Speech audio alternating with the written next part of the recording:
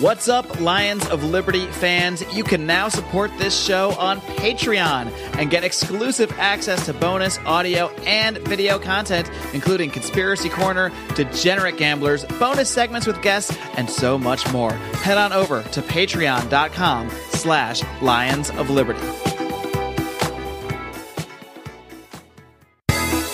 Welcome to Electric Libertyland, here on the Lions of Liberty podcast, your weekly shot of culture, comedy, and liberty with your host, Brian McWilliams.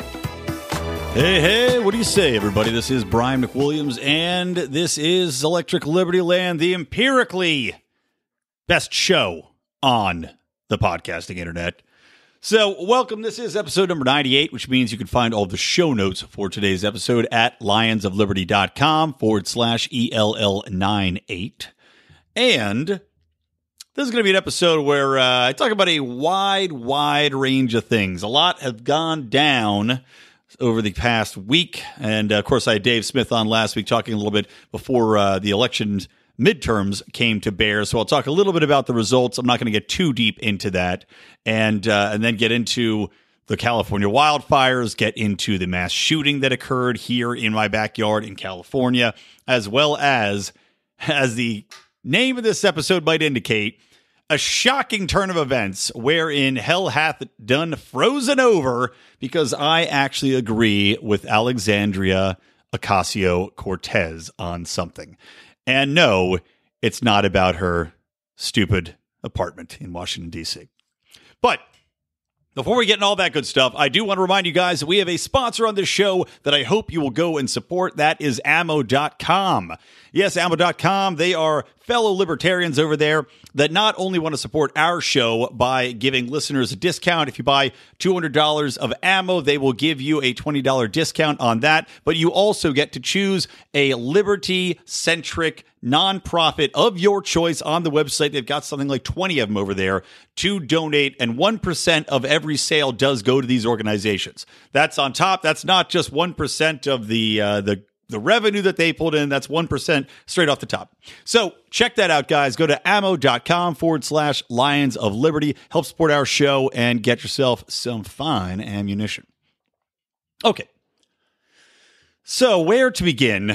Where to begin is the real question in this episode. As I said, there's just so many things going on. I'll start off with the election and my reaction to the midterms, because Dave and I were talking about going in. I had said, made a bold prediction on my part, which was that I thought the Democrats were vastly overestimating the turnout that they would get and the reaction that they would get from these midterm elections. They were expecting this blue wave, the hashtag blue wave, which of course is a great tie-in for Tidy Bowl. I don't know what those people are doing over there.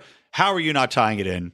And of course, disappointed me when the blue wave somewhat came to fruition, because there were ample Tidy Bowl jokes flushing the blue wave down the toilet that could be made should the Democrats not have succeeded. And I argued that they still didn't. But going into that, I thought that the Republicans actually might be able to hold on to the House. I thought they might even be able to hold on to a couple of seats. Now, I should have taken into account the fact that there were so many retiring seats in the House, so you didn't have an incumbent Republican actually able to defend that seat, as would normally happen. And typically incumbents are a little bit better prepared to defend their seats, even in a reactionary period. And statistically, over the course of, I don't even know, the last century, whatever the party that's out of power, typically in the House, you have a massive switch of seats. For Barack Obama, it was like 55 or something like that. Seats flipped. The last election, it went back the other way. So this thing is a constant. You typically always have seats flip-flop. I think the Republicans gained back 35 or 45, last time. So this is a standard thing.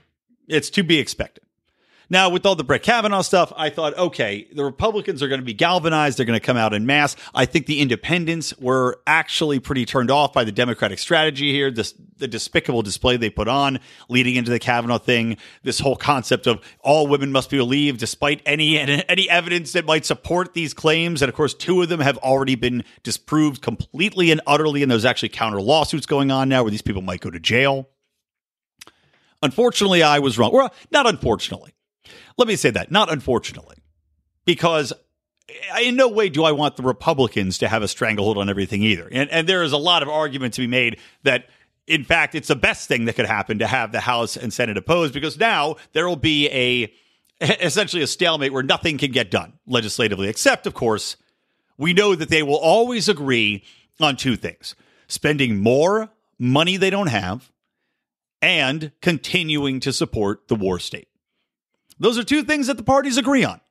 And despite any sort of pretending, any facades that they might paint on, they get those sweet Sports Illustrated body paint people to come and paint a bikini on, so you can't see the Republicans and Democrats' tits are clearly hanging out, because those are some war supporting titties people. But despite the pretensions and pretenses of having differences, we know where their allegiances lie. So I was not supporting a GOP retention of the House, but as I expressed to Dave, I'm so turned off by the left. I'm so disgusted by the tactics they use. And I was just looking at this, this utter confidence they had going into this, that they were the right way and this was going to be some sort of repudiation of Trump, which didn't come to fruition. And I wanted to see the tears. I wanted to see those same progressive assholes that were just so confident Hillary Clinton was going to usher in a new era of I don't even know. For me, a new era of warmongering, overtaxation, and assassination. But for them, I don't know. Some sort of feminist utopia, even though Hillary Clinton is no friend of women, as she's proven time and time again, by throwing women under the bus that dare accuse her husband rightfully of rape and molestation. So, long story short, though, the Democrats picked up the House. However, what the media doesn't want to tell you and doesn't seem to want to cover is that this in no way is a repudiation of Trump. In fact, they got far less seats than expected. You would expect them to get something, if this was the real blue wave they're talking about, you would expect a Obama-style, 55 seats, which I think is what the Republicans took from when Obama took office. Which, again, it wasn't even a repudiation? Reputination? Aha! Collusion! Which wasn't even any sort of statement about Barack Obama. It just typically happens where when you have a president that's in there, typically things go the other way. Just the other party gets galvanized against it. People, no matter who's in there, seem to find an issue and they blame the president directly, which of course is typically retarded because there are so many other things at play and Congress is to blame for the majority of the issues. So anyway, the gains the Democrats got were in fact pretty sad. They were just the tip of trying to fuck Trump back for whatever he's done. And I would venture to say that you're reading these stories from Democratic pundits saying that, oh, they're really energized now. They feel very strongly that 2020 is a real possibility. Meanwhile, I'm looking at it saying, well, I don't think that's really true. I mean, number one, Trump's going to have a huge advantage as the sitting president. And because if the economy doesn't completely collapse, then he's probably going to have let's see, by 2020, the possibility of a completely denuclearized, well, in theory, pretend denuclearized North Korea is on the table. I mean, at this point, I wouldn't even be that shocked if they actually did have some sort of reunification. They're already demilitarizing the zone. Their cooperation is going. Everything seems to be moving forward very quickly on the Korean Peninsula. And Donald Trump was very center in that happening. So he could boast that. He could boast the economy, the regulations he's tearing down or helping. He can still say, despite all these environmental loonies coming at Donald Trump, he can still say that America, despite his pulling out of the Paris Accord and pulling out of all these international treaties that hamper us while allowing all these other nations to continue to go full bore with their industrialization, America's CO2 is still dropping. Now, of course, I would argue that has nothing to do with regulation. And clearly, when Trump pulls back the fucking regulations and we continue to see CO2 regulations dropping or CO2 emissions dropping, well, doesn't that just tell you that that's the market at work? Doesn't that tell you that more efficient engines, more efficient matters of production would lead to lower carbon emissions anyway? And counterpoint to that, okay, I'll play devil's advocate here. You could say the counterpoint to that, well, the regulations, in fact, kickstarted people moving in that direction.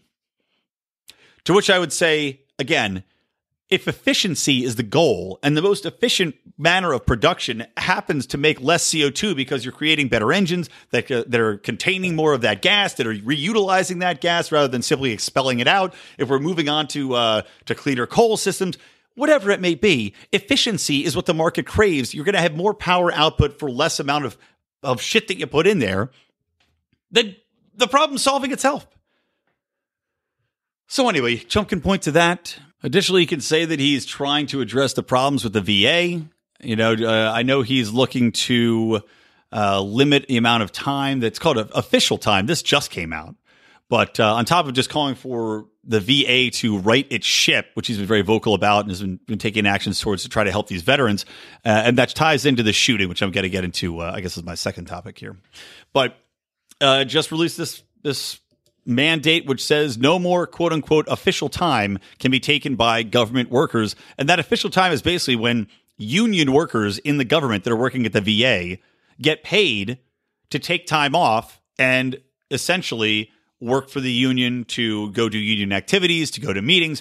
And a lot of these people, they used to have jobs as, let's say, a nurse at a VA, but now they are in the union and now they get paid a government salary to simply work for the union full time. Which is just mind-blowing in how absurd it is. I mean, if you're going to take part in a union, that should be either paid by the union. If you're taking that, then you quit your government job and you take a salary working for the union if that's your full-time job.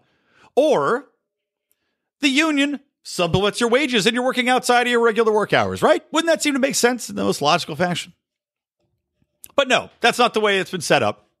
So Trump's administration has ended the official time at the VA, which is fantastic, especially when you consider that it costs, at least according to this estimate, $177 million a year in taxpayer money. Quite a bit of cash that could be going towards better things like actual services, actual doctors, actual nurses that would be helping these veterans. Now, okay, moving on from Trump. All right, enough said about the election. The Libertarians did not do well. Across the board, pretty horribly. And John Odermatt talked about that in Felony Friday. He did a little bit of a post-election recap because he was very involved with Dale Kern's campaign. Did a great Pride only for our Lions Pride listeners drunken recap, which was very entertaining, very true. But I'll just add my little 2 cents here because I know he did a pretty large episode on it.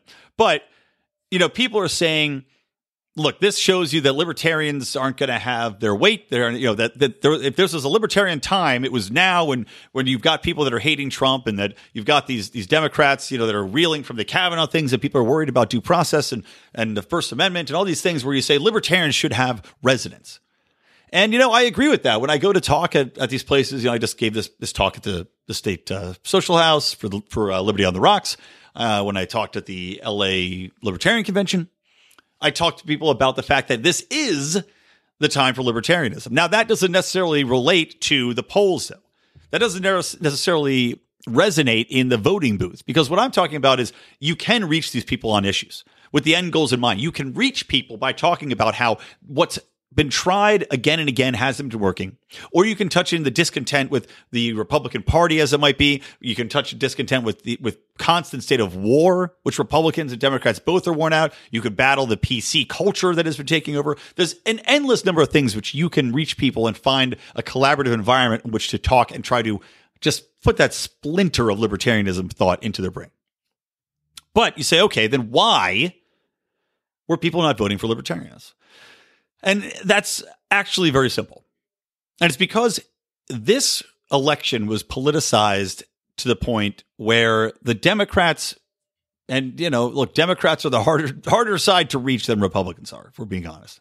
But the Democrats positioned it as, this is the election to end all elections, and Donald Trump is literally a Nazi who must be stopped at all points and in any way, shape, or form possible. I mean, you've got these people so fucking riled up that they're banging on Tucker Carlson's door and trying to bash his door in, and now have a police investigation going after the Antifa in Washington, D.C., which I'm delighted about, by the way. I hope they fucking all get thrown into jail. But when you've got this level of vitriol built up, when you've got this election literally positioned to people as this is the future of the world, they're going to blow up Alderaan and Princess Leia is going to be destroyed, or she's going to be imprisoned and raped if you keep Donald Trump in office. Darth Trump. And we must show him. We must make a statement and strike back. Okay, then you've got all these Democrats who now, they're not going to listen. They've got the derangements in them. They're already out of their PC fucking minds.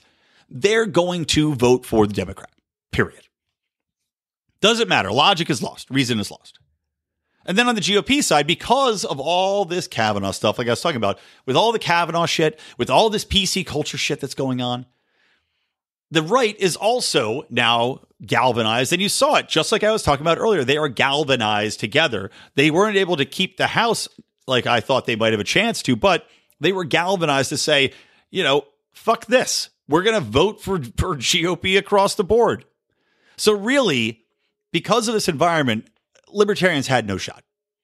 And considering all the shenanigans that were pulled where you got libertarians being left out of debates, Larry Sharpe didn't get a chance to debate anybody because they're cowards. They wouldn't talk to him. You got Dale Kearns that's dropped out of an event that he was promised inclusion in. That did happen more than once.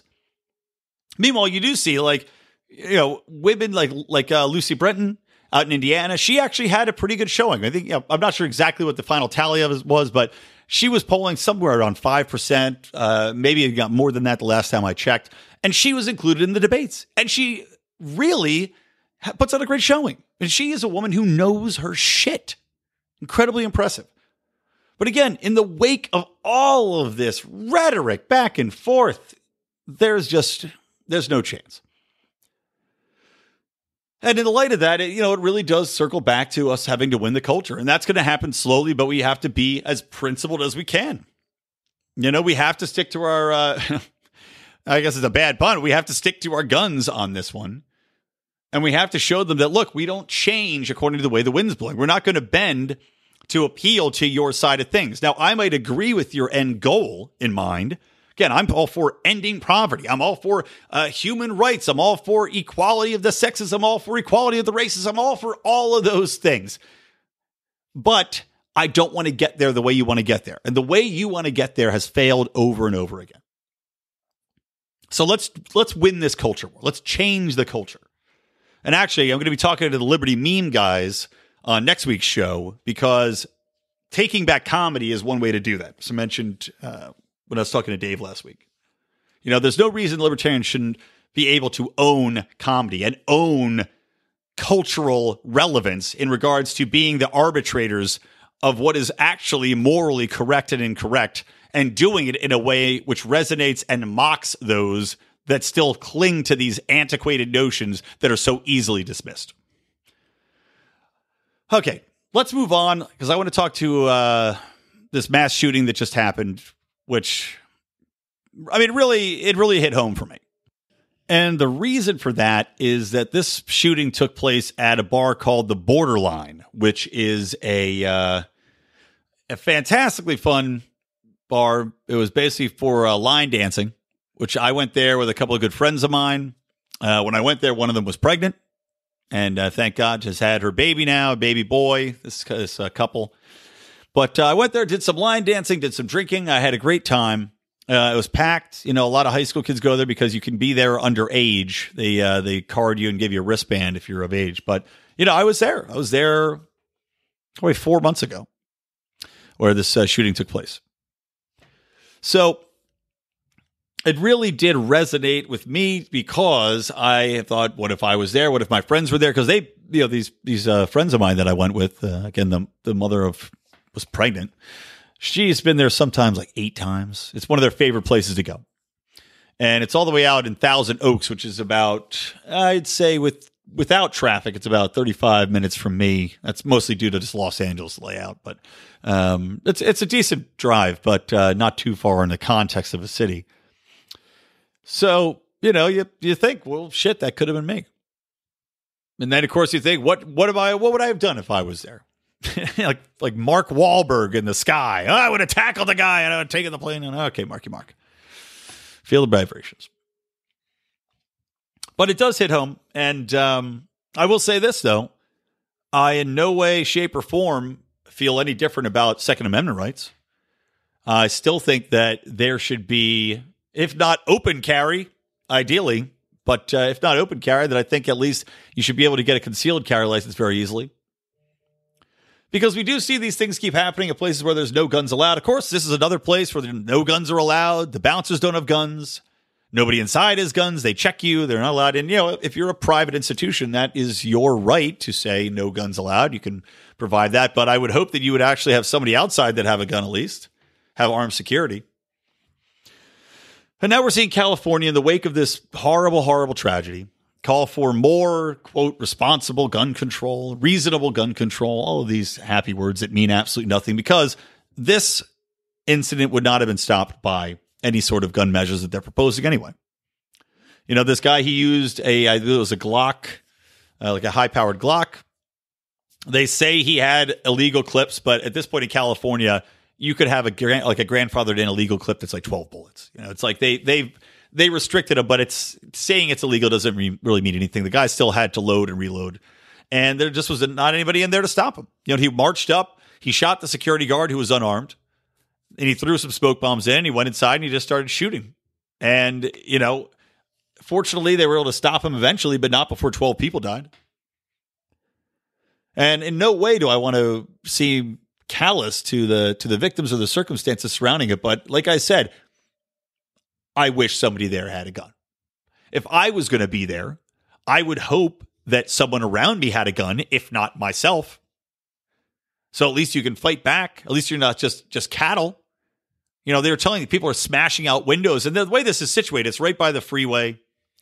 You have a parking lot. It's a big structure, but it's got a patio with glass windows. It's got glass windows along the outside where you can kind of jump out the window and roll down the hill, which I'm sure a lot of people were doing. They said in that crush of people trying to escape this slaughter, people were just jumping out the windows, jumping off the balcony, all that. And it's been shown time and time again, by the way, that when these shootings happen, if there is someone there with a gun, even if they hear the sound of a gunshot, that typically that shooter will stop and run away. So right there, you don't even need to shoot the guy. All you need to do is fire a shot in the air or clack that shotgun. And that person says, oh, you know what? Shit, I don't want to die. I made a mistake. Now, that's not every case, because obviously sometimes these people, they end up taking their own lives when they're done. And this guy was a former Marine, so who knows? He may or may not have been scared by gunfire. Even if he was in Afghanistan serving his time there, and he might have come back with PTSD, which he clearly did.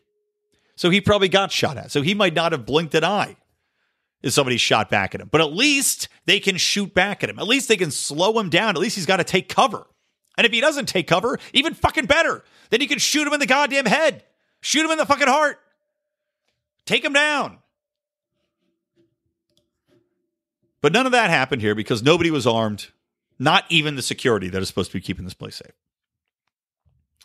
So, in response to that, I sincerely hope that we don't get any more ridiculous restrictions on our gun rights here in California, which is already one of the most restricted gun rights states in the entire union. So, again, I don't know what they're possibly going to do.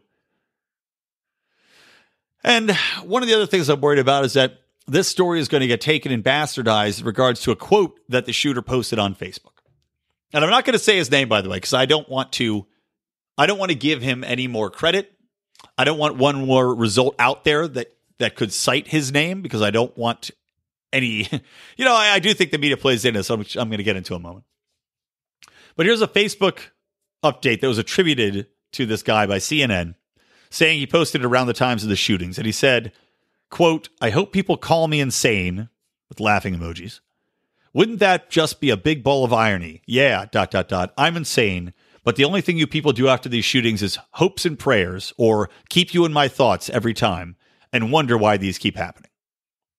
So you hear that quote, and a publication like CNN or a news outlet like a CNN or an MSNBC, any one of these leftist shill fuckbag media sites is going to use that quote, and they're going to say that he was saying himself that we need gun control, that all we do is say hopes and prayers or keep you in my thoughts, and we do nothing. Well, he was clearly mocking the fact that we don't have gun control, and this was him in his own crazy way making a statement. He's right. We don't do anything. We've got to outlaw guns. We've got to go full Australia and outlaw guns, of course, or China, which of course they just had 24 fucking people stabbed in an incident, and outlaw guns, which is not what he's fucking saying, in my opinion. in my opinion. That's not what he's saying at all. What he's saying is that people keep saying hopes and cares, peace from my thoughts, but in regards to somebody coming home from Afghanistan and all the veterans out there, we continue to have this ongoing massive war state. We continue to churn through young kids that are joining up in the military who ain't the rich kids.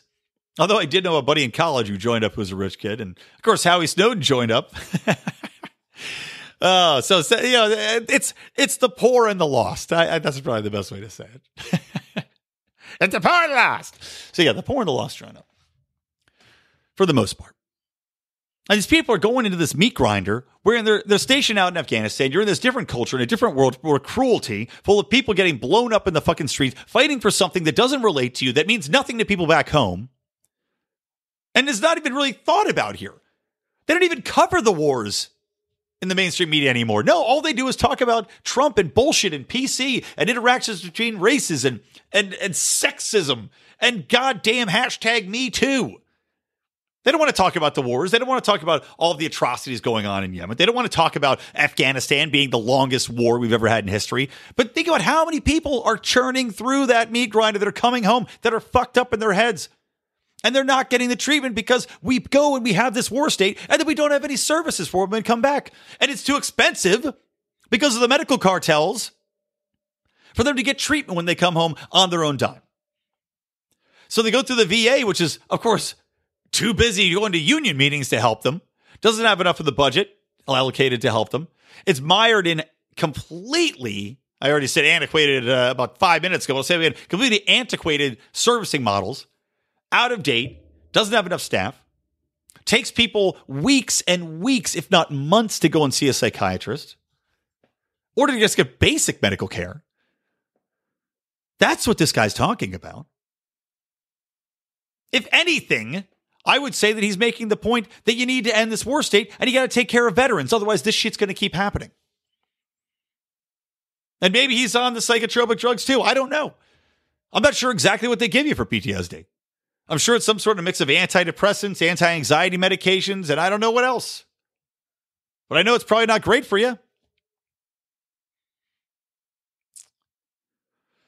So anyway, another horrible instance which was going to be used, as always, by the media, by opportunistic politicos to push through their agenda of gun control and change. And God forbid, hopefully we don't get anything else. Hopefully we don't get another spying bill that says that we have to go and crack down on any sort of social media and everything must be reported, in which case the FBI gets to step in and throw you in jail or take away your guns because your mental health is in question, just like Obama wanted to do. I don't know if you guys remember that, but he wanted to cite an executive order or sign an executive order which mandated a new definition of mental health if you wanted to get a gun, which of course would just be a direct entree into the government restricting and revoking people's guns just based upon nothing. Because once they get access to your medical records, once they see you've been to a psychiatrist or psychologist, they can easily say, well, now your mental state is in question. We can't allow you to have a gun. I mean, God, you could do anything. It's like those ridiculous bills that exist already where a family member can go and report to the state that they think that you shouldn't have a gun, that you're unstable, and they go and they take your gun away. Seems fair, right? Now, one thing I want to talk about too in the at the end of this, because I've mentioned this before, I believe very soundly in this theory as to why these things keep happening, because they recently revealed as well that these shooting events have gone up. For a long time, it was more along the lines of, okay, well, these things happen, but they're just being reported more because of the media, which of course then echoes with people and causes more of these incidents. But they actually have done recent studies which show they are going up. And for a long time, we had a decline in gun violence overall, and violent crime as a whole was declining for about the past 10, 20 years. And gun violence was declining as well. Murder rates, suicide rates, all were going down despite the lies that are told by mainstream media and the left. Things were going very sharply down. Now, unfortunately, over the past couple of years, the left's talking points have been proven correct in that these things are accelerating. They're happening more often. Specifically, this type of mass shooting is happening more often, and it's not falling in line with kind of those bullshit ones wherein school shootings, for instance, which are a lot of bullshit, where they count, somebody firing a BB gun on campus, or somebody had a hunting rifle in the back of their trunk because they had gone hunting with their friends earlier in the week. Not that shit. We're talking about real incidents. So the question is, why do these things keep happening? And I'd done an entire episode on this, essentially tying in. I think a lot of blame does fall on the left because of the parenting that goes on. And I don't want to go into a 20-minute diatribe on this because, like I said, I did a whole episode on it, which I will link to, again, in the show notes at lionsofliberty.com/ELL98. But in a nutshell, I think these things are all conflated and all tied into each other when you take the media coverage, when you take the rhetoric that's going on nowadays, and when you add that into social media, you add that in with parenting styles that exist today, which is a form of absentee parenting for the most part, a form of valueless parenting for the most part, a form of punishment-less parenting for the most part, wherein, well, it's important to talk to your child and it's whatever you think is right, honey. Okay, we don't want to be too mean to our child. We want to be the child's friend, not their parent, which of course is fucking retarded. Doesn't lay the laws down and sets the child up to not experience much failure in life, not experience disappointment, and not understand how to deal with emotionally and overcome failure or adversity, which, of course, when you see a child that has not experienced failure or diversity, hasn't learned to deal with it, what do? They have a tantrum. They have a violent outburst, especially when they've never experienced any sort of reciprocatory violence or anger growing up. But you tie that in, especially with Facebook, and you tie it in with media coverage, which is amplified on Facebook, where now these people say, okay, well, I can be remembered. I can make a statement. People are going to know who I am. I'm going to show them, right? And you've got on Facebook now, and social media in general, you've got personal interactions falling to pieces. You don't have people spending time like they used to. You don't have people interacting and conversing like they used to. You've got people now that don't understand how to have a general conversation about how their day went with each other for more than 2 minutes without then feeling awkward and having to look down at their phones or talking about something they saw on Instagram earlier that day. That type of interaction is gone. That type of friendship is gone. That type of general relationship with the people around you where you can associate with another human being on a basic level has fallen to the wayside as we become more isolated within social media. Now, we communicate through forums. And I'm not knocking forums. We've got a forum on Facebook called the Lions of Liberty Forum. Go ahead, join up. Say you heard about it here on the show from me, the best-looking guy on this podcast.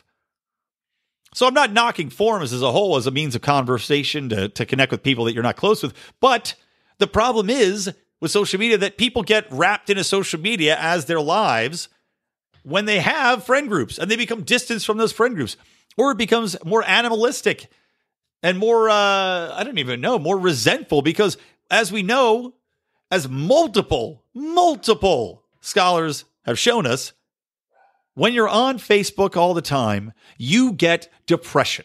Why do you get depression? Well, because you're isolated, number one. Number two, you're looking at a form of reality that's not true. You're looking at everybody's, watercolor painted, rose-colored glasses version of their world, of how they're living their life, where everything is peachy keen and wonderful. Either that or, of course, you get the psychopaths that just post shit because they want attention all the time. That's a different type of bird. But still tying into the same psychosis, by the way. The I need attention, I crave attention, and I don't have a friend group that I can go and talk to on an interpersonal level, one-on-one, or as a group in person to have some sort of empathy or have some sort of connection. No, instead, I must post this on Facebook and get one-way conversation going. I post this, I feel this. I want your approval. I want your sympathy. And if I can't get that, then who knows? I might fucking snap. But we're seeing an overall breakdown of culture and we're seeing an overall breakdown of society. And I think that social media, without a doubt, is a center point to all of this happening. Why is it accelerating? Why is it among a certain age group more predominantly than any other age group? Well, because those people are on social media and on their phones and on the internet so many fucking hours a day that they have lost a connection with reality. I mean, look, if I wanted to go, in theory, and shoot up a bar full of fucking people, I wouldn't do it. Mainly, well, because I'm not a psychopath, of course, and I respect the non-aggression principle, but also because what would my parents think? What would my friends think? I don't want to have that reputation. I don't want to have people remember me that I care about, that I love as a psychopath murderer, but these people don't have these connections anymore. And that is a major, major problem. All right, let's take a break and we'll come back and talk about all the other shit that went down, including what I agree with Ocasio-Cortez about. We don't rise to the level of our expectations, we fall to the level of our training. Those epic words from Archilochus can sum up your ability to succeed or fail in business. I want to recommend Conversation Mat Time to our listeners as a way to hone your one-on-one conversation skills in a role-playing session that can help take you to the next level.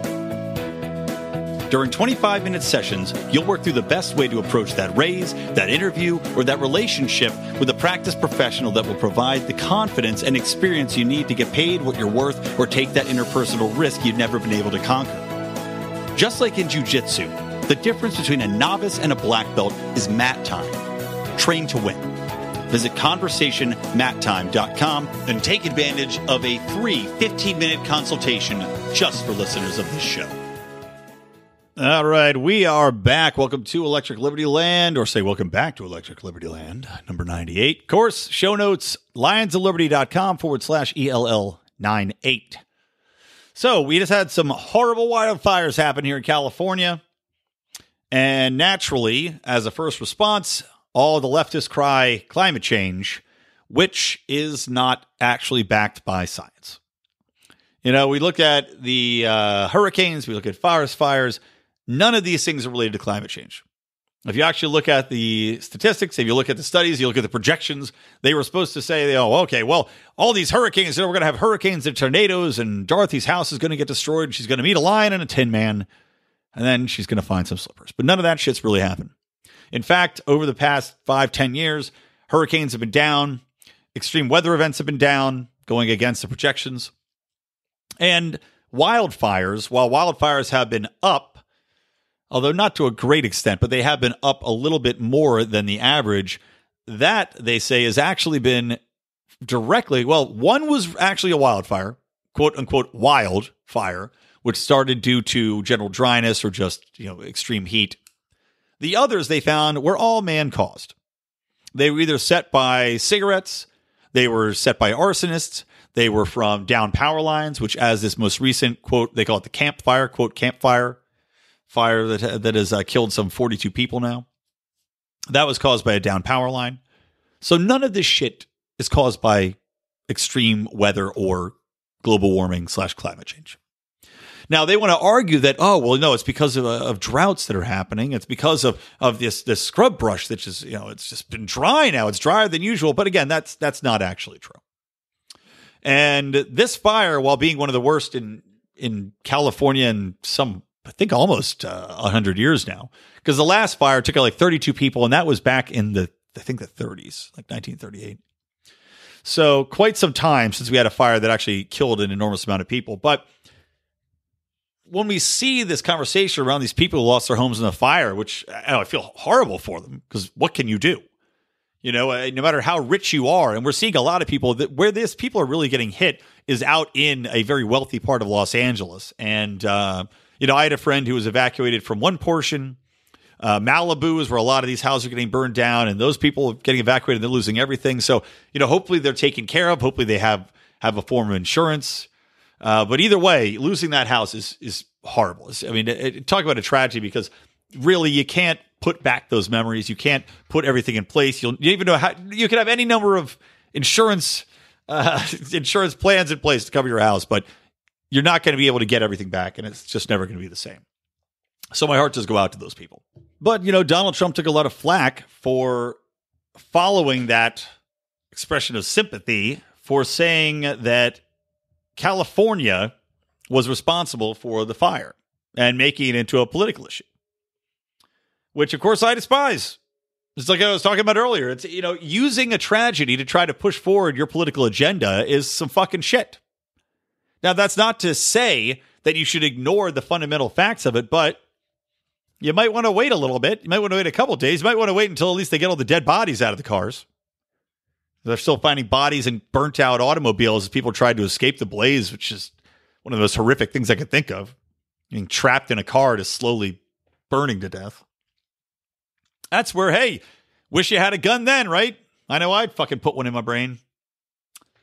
But anyway, so Donald Trump had said in a tweet, and I'm going to paraphrase it, had said in a tweet that this is essentially on California because of their policies on not cutting down as much of the forest, not aiding and clearing out a lot of that brush like they used to. And this is tied in a larger sense. What Trump is getting at is that because of all the regulations and environmental protections that progressive nutbag California has put into place, that these forests are becoming tinderboxes because you're not clearing out a lot of the underbrush. You're not cleaning down the trees. You're not allowing, lumber companies to come in and clear cut down, which provides some natural barriers to fires skipping over. And they're taking down a lot of those older trees, a lot of the dead wood they're clearing out of there.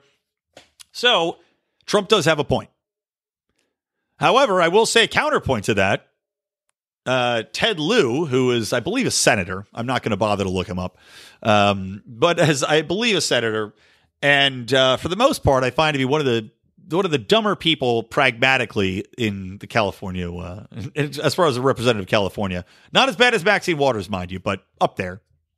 And is a avowed Trump hater. Virtually every tweet he says now is just attacking Trump, which is it just bothers me on a fundamental level because shouldn't you be doing something better with your fucking time, Ted? But he did hit back at Donald Trump and really struck on something that as a libertarian I have talked about before, and it came into play with the Bundy Ranch situation, which is the federal government owning so much land. And Ted Lieu struck back and he said, look, hey, California only owns a small portion of this. A lot of this wildfire area is in fact federal land. So, don't come at me, bro. Start tending to your own backyard that's on fire. So a very good point to Ted. And I do think it's ridiculous how much land the federal government just happens to own, despite the fact that it resides in a state which should have its own borders and have control of that land.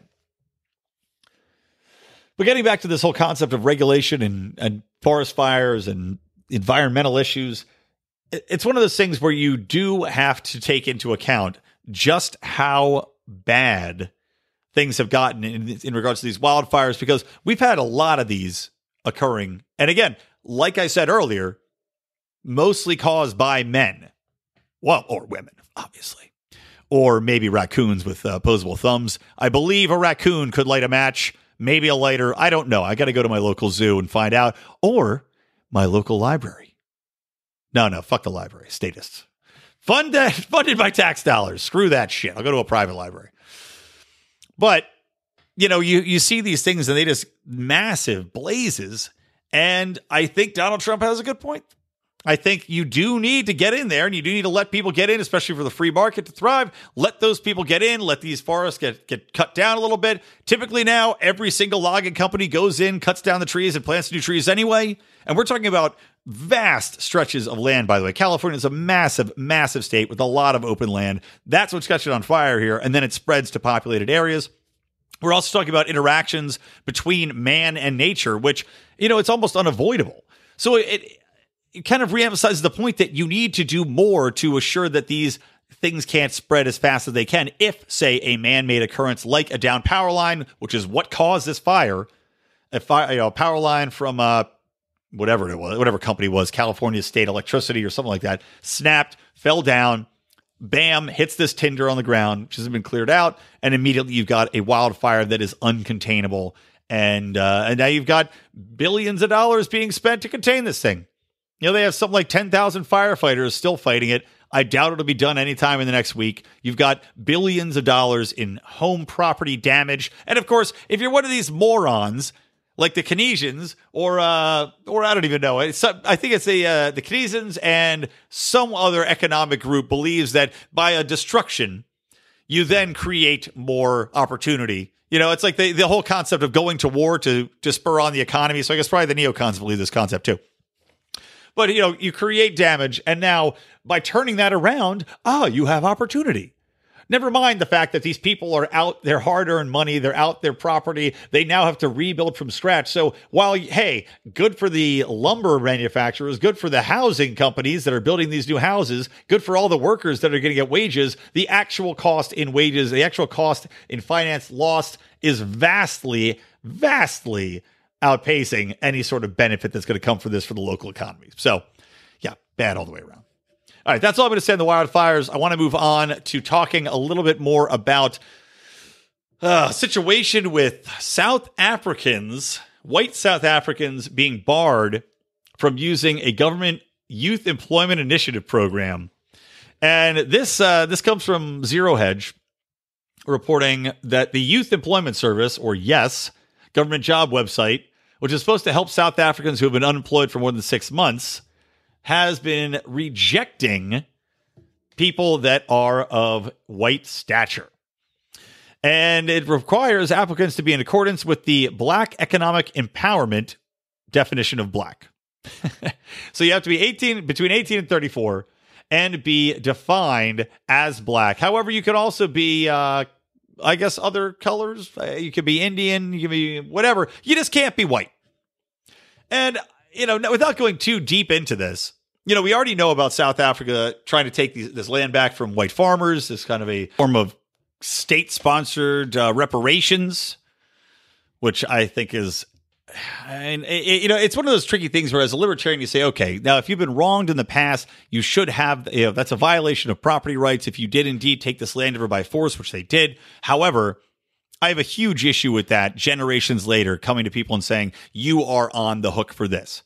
Because when you get to that point, I can understand you're pissed off, you feel they alter your life, but I'm split in the way that when you had a overall global culture of violence, of piracy, of domination, and that is the way in which land was obtained, resources were obtained before the culture evolved to the point wherein you could have free trade, where you had free markets, and you had these situations where you were selling your labor rather than acquiring things via conquest. I find it difficult to say that someone that's 4 generations removed from that time of conquest is now on the hook for what the government says you owe them, or you claim they owe them in some shape or form. That just doesn't make sense to me. And in the same way with reparations for slavery, I understand the theory behind it, but in practice, I don't think it's right. So, this extension, they're already trying to take away the land from these farmers, these generation deep farmers. And now, in current day, they're saying, okay, we as a state-sponsored organization, as a government that operates on tax dollars, which, by the way, they're not saying these white people get to pay less taxes because they're not using this program. No, they're saying we are now going to perform a racially separated job program wherein, despite the fact that you pay an equal amount in taxes, you are not allowed to take part in this jobs creation or jobs, allocating website.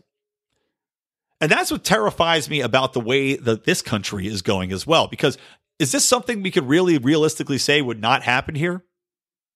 I mean, we already have things in place. We've already got the positioning wherein people of color are given jobs over white candidates. Now, whether or not that's the private companies like a Google deciding to do it is one thing, but when you've got the government saying, no, you have to hire this number of people, you have to give these people preferential treatment, you have to have this many people in your college, it would surprise no one if they created a blacks-only job website, especially if it was in the Obama era, the era with Eric Holder in there. It would surprise nobody if they created something like that. And I'll tell you why this is so frightening to me is because, despite the fact that we've got our own sort of programs here, when you've got the government actively creating hubs wherein they're placing people in jobs, they're getting, probably because this is a state-involved institution, you're probably getting first crack at the jobs. There's probably a requirement that you have to post the jobs when they come about so they know you're not skirting the system to try to give the jobs to white people over black people. There's all sorts of excuses to why these things would happen, right? But there's not much of a difference between giving people, quote unquote, opportunity that you might feel are underrepresented. And this, of course, despite the fact that the majority of people in South Africa are still black. You know, it's the whites are not the majority. They're definitively the minority there, despite having agreed much more wealth because of their own racist policies. So this seems more than anything like less of a let's try to give somebody an opportunity and more of a let's get revenge type of scenario. And if you've got something like that, well, it's not much of a difference between opportunity given to those who you might think need it and going out of your way to actually subjugate the minority. Because once you have that voting power, once you have this theoretical democracy at work, right? Well, then what's to say that you can't have the next step? What's to say that now you can't say, okay, well, not only that, you not only can't access this jobs website, but in fact, any job that is posted must be interviewed. Let's say you have to interview 3 black candidates before you interview a white candidate. Kind of like the Rooney Rule in the NFL hiring of coaches where you have to interview at least one black coach. Again, I think that one of the stupidest rules ever because there's, you get around that so easily. But if you're talking about the government, okay, let's say that you mandate you have to talk to 3 black candidates before a white candidate. Well, odds are you're probably going to hire somebody because, God, you probably just don't want to wait that long in general. And if you're a white guy you're saying, okay, well, I'll interview these 3 candidates. Well, then what's to stop the state from saying, well, we feel like you're not taking this seriously. We're going to fine you. We're going to put a ban on your business. We're going to sanction your business, essentially. Or to take it to another conclusion, you look at the Premier League. Sorry, I got sports on the brain. I'm just riffing here. But you look at the Premier League over in England. Now, that's a soccer league. If you're not familiar with it, they have rules on how many local-born players you have to have. Like, for instance, there was a requirement that you had to have at least 12 English-born players on your squad. Otherwise, you weren't allowed to compete in the English Premier League. Now, you could say, all right, I guess it's the English Premier League, fine, whatever. But still, a bit of bullshit there. But at least it's not run by the state government. But if it's the government involved, if they have a dictatorship over whether or not your business can function, whether or not you have access to banks, then what's to say that they can say, okay, well, you need to have at least 70% of your population of your business be black and accordingly 30% white. Kind of like California is trying to do with forcing women onto the chairman, or not chairman of the board, but board positions here. You have to have at least this many women on your board. And when you get down that way, it becomes very scary. Not only in forcing people to adapt their business, to adapt their way of doing business to reflect whatever PC, supposed reparation, cultural progressiveness this government wants to put through. But also, you've got a government service which is restricting access to one racial group. Well, what are other programs that they might introduce where you're restricted access? Or what other functions of government might you not be able to use anymore because you happen to be white?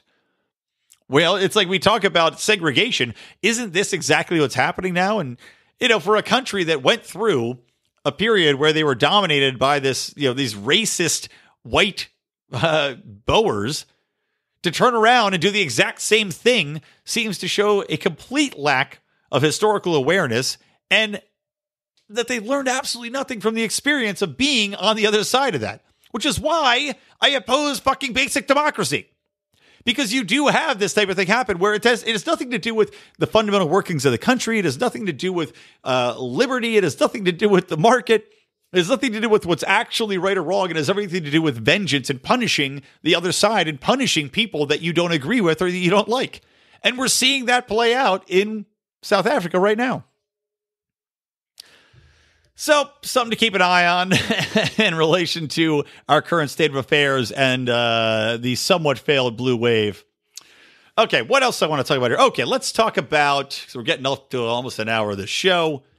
Let's talk about a couple quick things. One thing is Mexico, their president-elect AMLO, his party is moving towards marijuana legalization, which would be awesome. I mean, you talk about a complete game changer. Canada's already moved to legalize marijuana. That's fantastic. The United States is still holding out, although old Jeff Sessions, he got fired. Thank God. Kicked that motherfucker out. He can go sit in his porch in Alabama, spitting chewing tobacco at all the KKK members he likes to hang around with. If you believe that old chestnut. But, of course, now we're talking about Chris Christie coming to replace him, who's an even bigger douchebag when it comes to the drug war. And despite he's in a very liberal New Jersey, continued to push the drug war and some of the worst Second Amendment violations you'll ever see in your life on a state level. So talk about just swapping out a fucking turd for a cat turd. There's virtually no difference between them. But if Mexico actually legalizes marijuana, you're going to see a complete alteration in the way that the border plays out. You're going to see a complete change in how many people come over to this country. I mean, you talk about introducing an industry which now can give all these people that are coming over here to do our farming work. They are now going to take those jobs in Mexico, and they're going to get paid a pretty penny for them, comparatively anyway, not have to deal with coming over here. Plus, you're going to see a massive drop in violence. You're going to see the cartels fall apart. Hell, maybe they'll go to slanging cocaine instead. But you're not going to have anywhere near the demand for the drugs as you would with marijuana. So this is huge. And I think if you're bordered on both sides by your two closest neighbors who both say marijuana is legal, we're not having a problem with it, and you're going to see this massive drop in the crime rate, then I think that's the next domino that has to fall. And you're already seeing all these different states, all these legislators that just got elected, they are pro-legalization of marijuana, or at the very least, decriminalization and use of medical marijuana. So the United States is on the fast track to legalization. And I pray that this AMLO, who is a socialist, by the way, I'm not endorsing this douche nozzle, but at least this is one thing where you can agree with them on. And going down that same path, let's talk about me agreeing for once with Alexandria Ocasio-Cortez. Because we have Amazon announcing its new headquarters, which is going to be in Virginia, Northern Virginia, I believe.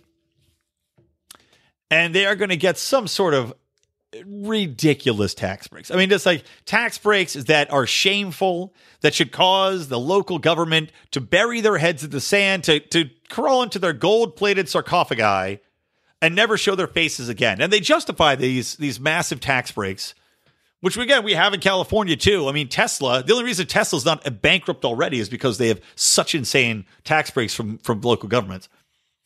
But we've got companies that are getting these massive tax breaks, and it's under the promise, just like with stadiums that get these massive tax breaks and taxes, and taxpayer-funded stadiums, that they promise it's going to bring business and jobs and industry and everything else. But you know what ends up happening? None of that. You know what it actually brings? It does bring, now, granted, it brings 25,000 jobs in theory, but of those 25,000 jobs, do you know how many of them are actually going to be filled by local economy people, especially in the context of an Amazon? Maybe 10%. Instead, what's going to happen is that you're going to have Amazon opening up, and that Amazon can afford to pay to bring in all sorts of tech gurus from other states that we're going to move to the city that can afford to pay higher rents. It's the same thing that's happening right here in Los Angeles, by the way, and in Seattle and in San Francisco. So you got these massive tax breaks, which then Amazon can pass along and pay their employees more money with. So they go, okay, well, and I know Amazon's a very wealthy company anyway, but follow my logic here. So you've got Amazon. They can bring in all these people. They're going to hire 20,000 people. They're going to fly them in. They're getting massive tax breaks, which is unfair to every other business that exists in the region, which fundamentally, by the way, shouldn't we be fucking opposed to? And I know we are as libertarians, but shouldn't everyone on a base logic level be opposed to one company getting such a massive tax break as opposed to any other company in the region? I mean, what if you're a local tech company and you're trying to open up and start a new business? So you're an entrepreneur. Are you getting a fucking 70% tax break? And I'm just throwing that number out there, by the way. I don't know exactly what Amazon has worked out. I don't think that's gone public yet. But if you're getting all sorts of ridiculous tax breaks, tax incentive, they say, could hit $2.2 billion across 3 different developments. And this is not just in Northern Virginia, but this is across the 3 different headquarters. $2.2 billion in tax incentives. You don't think that that's going to really rub someone the wrong way if they're a competitor to Amazon? And Amazon's in everything now, so I could argue that everybody's a competitor to Amazon. In the meantime, you've got these people coming in. You've got 20,000 jobs, quote unquote, created that are going to be filled by people outside of the city. And I acknowledge that, yeah, they can help to create jobs around by buying more products, by going to more restaurants, even though we're seeing a lot of research show that, in fact, people are going out to eat less. So, I don't know, maybe they're ordering in.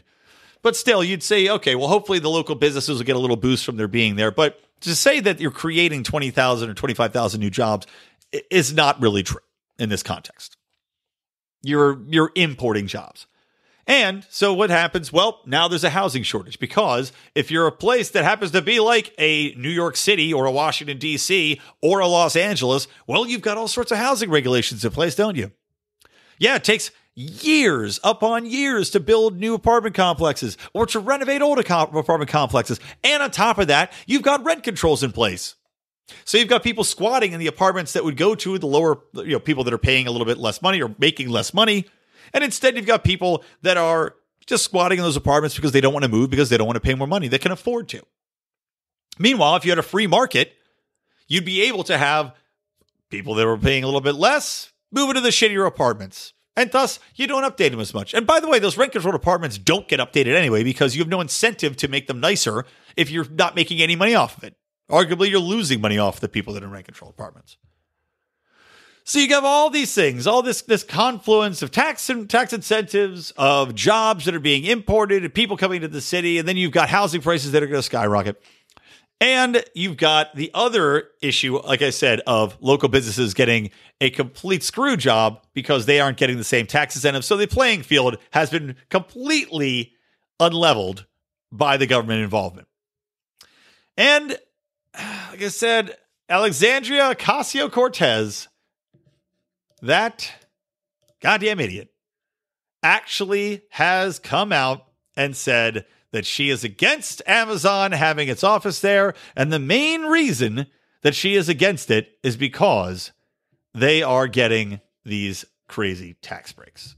So yes, there's Satan in his long johns, having a nice sledding race with Muhammad. Not to say Muhammad's in hell, my religious friends. Well, let's say Jesus too. They're all in hell. No, they're not in hell. It's fine. If you believe in it, don't worry. I'm not saying they're Satan's play pals. But the point being, hell has frozen over. I have agreed with Miss Ocasio-Cortez, although we very quickly differ, because while she has opposed the Amazon headquarters coming to the D.C. area and the New York areas because of the tax incentives, which I guess in New York alone is some $1.7 billion, they're saying. She then immediately goes on to say in her Twitter that if we have $1.7 billion to support Amazon with tax subsidies, that we should have $1.7 billion to forgive student loan debt in New York. To which I say, go fuck yourself, because that's just plain retarded. And this is due to a bill, some other senator put forth a bill saying, well, he opposes the Amazon tax cuts, and he is providing a bill that would instead block that $1.7 billion and put it to student loan forgiveness in New York City, which again is ridiculous. And as we've seen in the past, every time the government gets involved with student loans, especially if it's getting involved in forgiving student loans, well, all you're going to do is have student loans go up. You're going to have the cost of tuition go up because if the government's there to bail you out every time, well, that's what happens. Suckers.